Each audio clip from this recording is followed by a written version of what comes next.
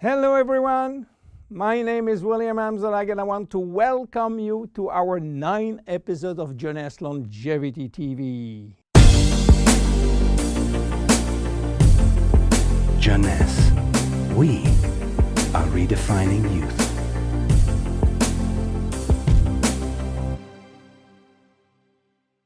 Obesity, or should I say globesity.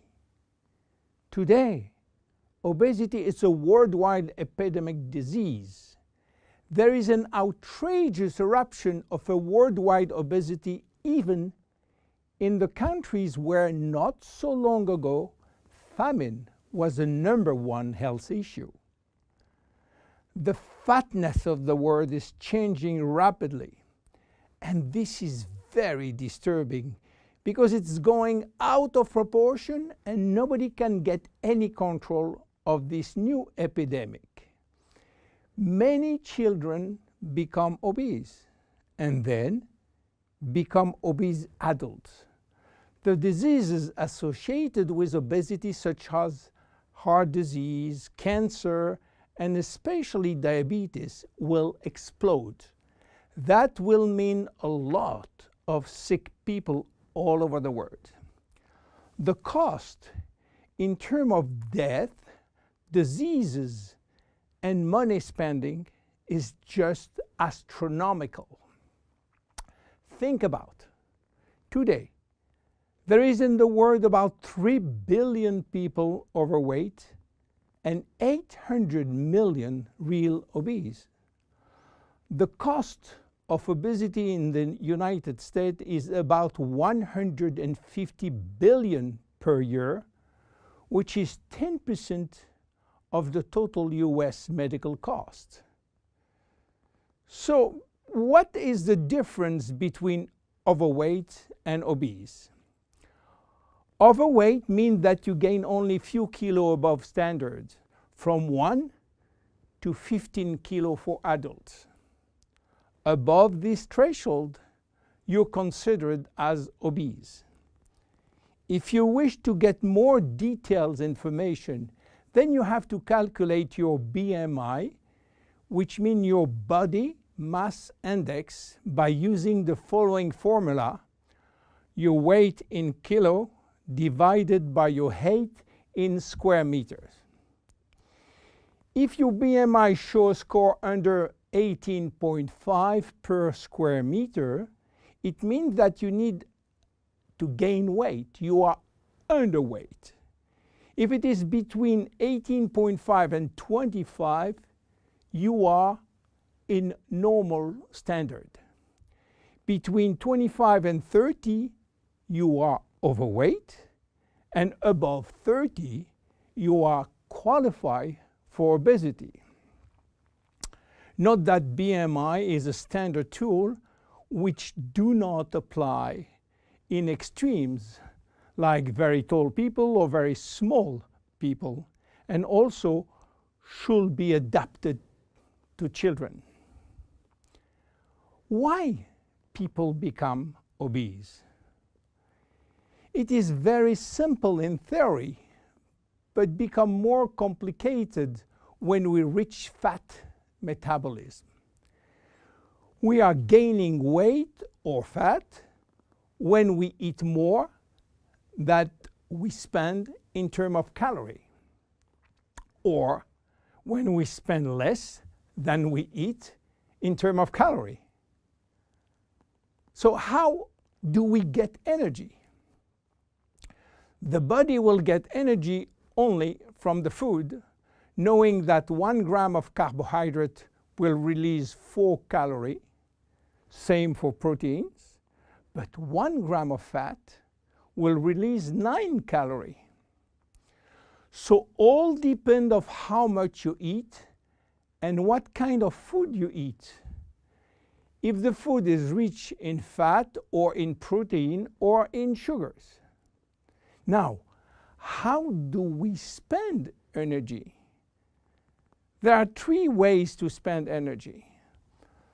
The first one is what we call basal metabolism, which is the necessary energy required to get our body working and all our million of chemical reaction working and working properly.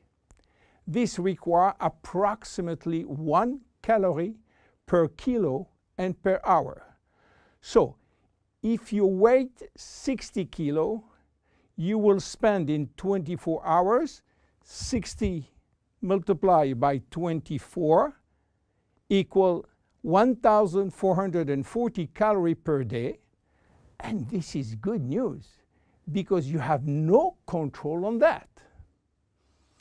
The second spending is the necessary energy to fight against heat or cold. And these depend on the environment and the way that you are protected against heat or cold. It is called thermogenesis. And again, you have little control on that. The third one is the energy required to move your body, and that is entirely up to you. This is to say that physical activity is the only controllable way to spend energy. We will see later that this very simple way of gaining or losing weight is influenced by many, many other factors, and especially the control of fat metabolism by a sophisticated group of hormones. So why such epidemic? To understand, we have to go back 20,000 years ago.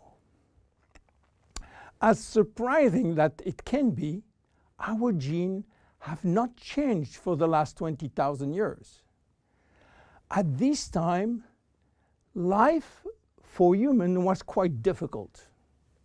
In fact, life was based on food availability, and food was really available only during spring and summer. The rest of the time, no food, almost famine. Our genes has to adapt and to work in accordance with this alternance of abundance and famine, and they create a kind of energy storage. The fat cell was born. This cell has the capacity to store all kinds of energy derived from fat, from carbohydrates, and even proteins. It can increase 50-fold its size and retain energy in the form of triglycerides.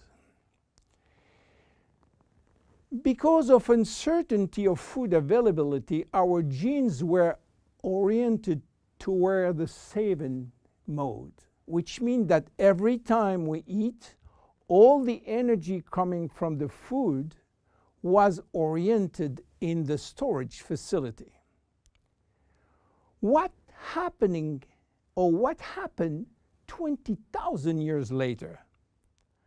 Our genes are still oriented towards saving mode, but there is no more famine. On the contrary, the new society offers an extreme abundance of food rich in calories, and that all over the year. And guess what happened? Everything is going first in storage.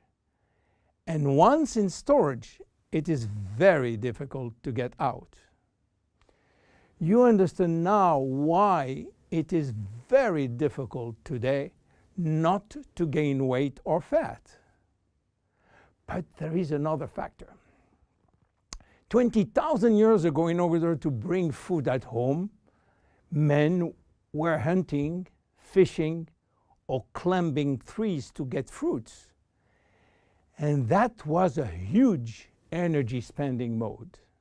Today, with a new technology created for lifting heavy items or escalator or elevator, we reduce drastically our energy spending. You understand now why it is so easy to gain weight or fat. What are the consequences of obesity in terms of health and longevity? To make a long story short, it is a disaster. Being and staying obese will lead to a long list of chronic diseases, including cardiovascular disease, diabetes, cancer, metabolic syndrome, and consequently a drastic shortening of life. That will not account for the uncomfortable physical, emotional, and mental consequences of being heavy for ourselves and for our relationship. In terms of aging, obesity is shortening telomeres, increasing DNA damage, and reducing stem cell pool. So what to do for reducing obesity? Obviously, it is quite difficult considering the worldwide effort of the medical community with so small results. Health authorities are repeatedly organizing campaigns to inform people about the consequences of eating too much sugar or fat or the lack of exercise. But the food industry until now do not help and still putting on the market food rich in bad sugar and bad fat. The first step is to be convinced that improving your lifestyle, which means improving your nutrition, your physical activity, managing your stress and your emotion, in order to stop impulsive eating, will be a very good action to preserve your life and your longevity. The second step will be to use specific food supplements to help managing your fat metabolism and rebuild the muscles that you lose when lacking exercise. This is why Jeunesse decided to create a new line of product specially designed to counteract craving, to help fat metabolism, and to reduce muscle loss.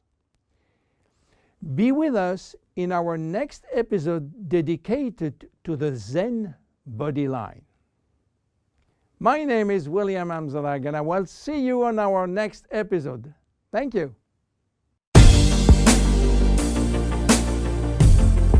Jeunesse.